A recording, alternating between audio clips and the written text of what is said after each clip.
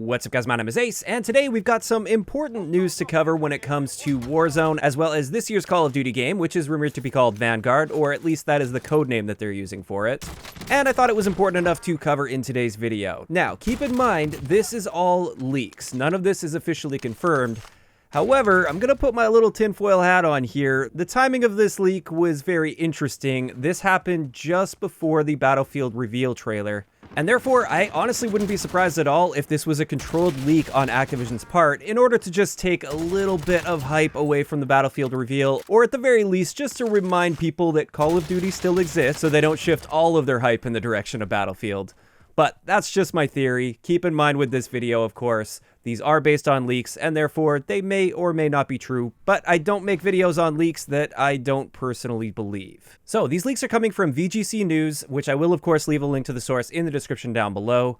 And so far, all of the leaks and rumors coming from a wide variety of independent sources have suggested that this year's Call of Duty game is set once again in World War II, and it's going to be either called Vanguard or that's the code name that they're using for it internally. So that's nothing new, but just needed to establish that up front here. The big leak that we got yesterday is apparently Warzone will be seeing a brand new World War II era Pacific themed Warzone map within the launch window of the next Call of Duty game coming out, which is likely to be later October or early November. So unlike with Cold War, where we didn't get the Cold War version of Verdansk until several months after launch, it looks like they're actually on track to be launching this map alongside the new Call of Duty game. And also, this isn't just going to be another reskin of the same map that we've been playing from the beginning. This is going to be an entirely new map, and apparently, according to this leak, the map is also going to be significantly larger than Verdansk, which does bring up the question, does that mean they're increasing the player count, or how are they going to keep the pacing up to where we're not spending a bunch of time running around just trying to find somebody? Perhaps it'll just be more vehicle focused. Maybe we'll have access to planes or something and just more vehicles in general. I don't really know, but it definitely raises a lot of questions. Additionally, I wonder how this is going to affect the overall gameplay flow of Warzone. Is it going to feel like a completely different game? Because at least in my head, when I picture a Pacific Theater FPS map, I don't really picture a whole lot of buildings like we have in Verdansk. Like, yes, of course, there would be buildings, but for the most part, it's probably going to be a lot more wide open combat, which is very different from how Verdansk currently plays, where it seems like most people push from point of interest to point of interest, and there are tons and tons of buildings around the map. Part of me is really excited about the idea of that, but then another part of me is thinking maybe this would be too much of a swing in the opposite direction of Verdansk, and that could potentially push a ton of the active player base away. Again, like I said, this is just raising a lot more questions than answers at this point. And speaking of questions raised, one big question I've got is, will Warzone be transitioning into the client for this upcoming Call of Duty game? Since it is heavily rumored and very likely that this game will be running on the Modern Warfare engine, unlike with Cold War, it actually seems viable that they could just bring Warzone over to the new client. Or is Warzone just destined to stay on the Modern Warfare client forever? We don't really know that. Also, I think the biggest question here is how are they going to handle this time period with what we've currently got in Warzone? It seems really unlikely to me that they would suddenly just restrict all of the content from Modern Warfare and Cold War and not allow you to use that suddenly in Warzone. So how is that going to look and feel potentially using modern guns in a World War II era? Like, I know currently we're technically supposed to be playing in 1984 in Warzone, and we're using a lot of weapons that are from modern day, and we absolutely didn't have access to in 1984. But at least at this point, I don't think there's that much of a discrepancy between modern and 1984 that it stands out a whole lot and really pulls you out of the immersion and the reality of things.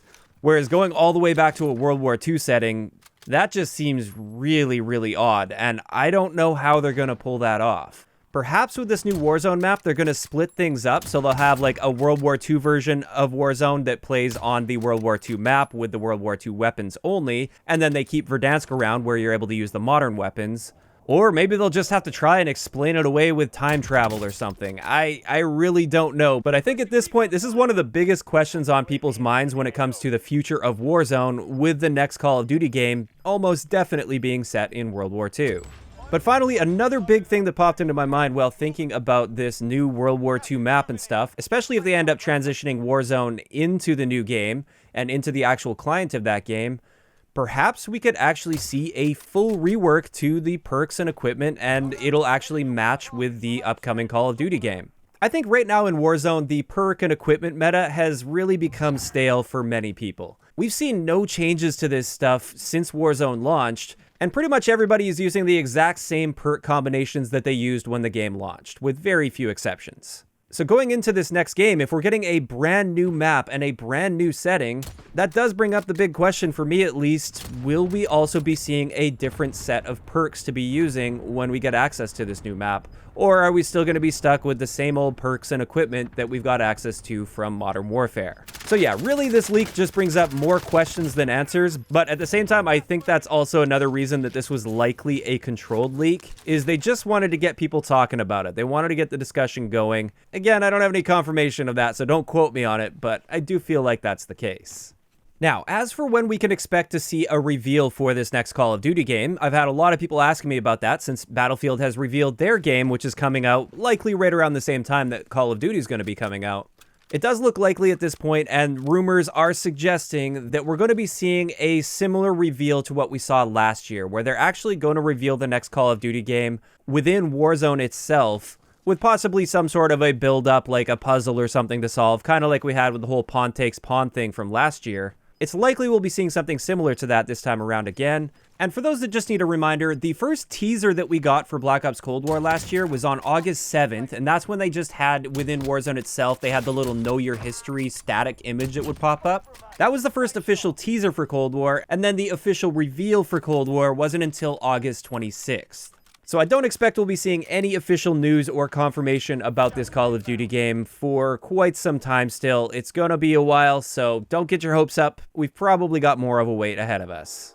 But with that, I'm really interested in hearing from you guys in the comment section below. First up, what do you guys think about the potential for a very large World War II era Pacific Theater Warzone map coming in?